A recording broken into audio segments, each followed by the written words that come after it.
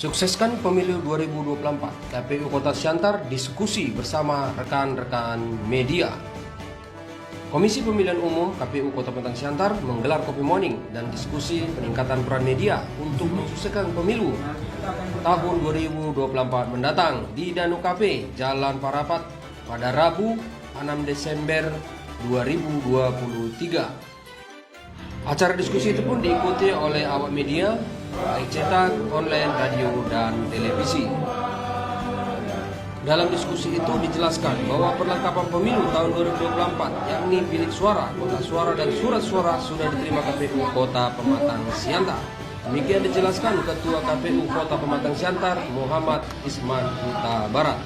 Ketua KPU Pematang Siantar didampingi 4 komisioner lainnya, Putra Syari, Dedi Rahman Rahab, Nurbaya Siregar, dan Roy Marsen Simarmata.